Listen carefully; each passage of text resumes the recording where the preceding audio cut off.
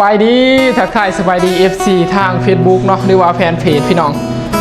บ่น้อมกับสิได้ทีมกระเป๋าไว้นี้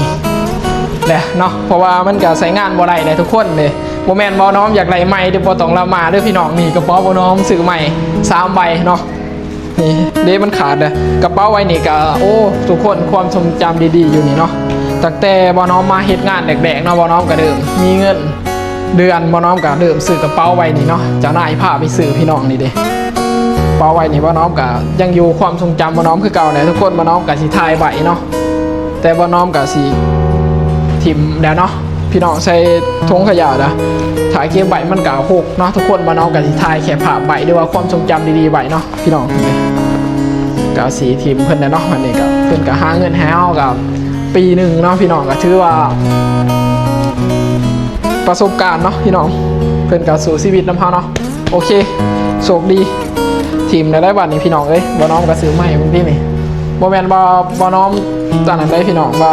ทีมยูดีกับทีมเนาะมันขาดเนาะพี่น้องใช้งานบ่ได้นี่เด้ที่บ่น้อมถ่ายลงนี่ดิใช้งานหนักเนาะมันขาดเบิดบ่น้อมซื้อไว้เท่าไหร่200กว่าบาทพี่น้องนี่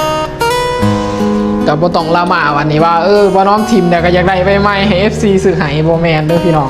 บ่น้อมก็มีแล้วบ่น้อมก็สิทีมเพราะว่าบ่น้อมทำความสะอาดห้องบางทีทุกคนบ่น้อมเก็บของเสียด่างก็ไปเอาของเจ้านายมาเต็มเบิดด่างเจ้านายอยู่พี่เบิดอะ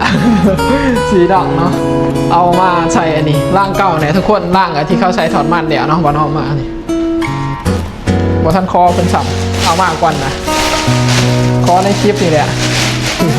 ทีมใบแต่ทำความสะอาดพี่น้องบางทีต้องข่าวว่าน้องซื้อ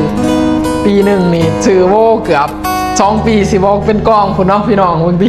อีกร่างนี่อีกปีหนากันคุณแหละยูนังขาวคุณเนาะแต่กับที่นอน FC ซื้อให้นี่ก็เพราะ FC ซื้อให้เนาะอันนี้ก็เสือสูตรเอามาแต่หวานพี่น้องของแท้นะโอเคพี่น้องเดี๋ยววันน้องกับเซียบดีให้เบิ่งอีกเทื่อนึงครับผมสวัสดีครับ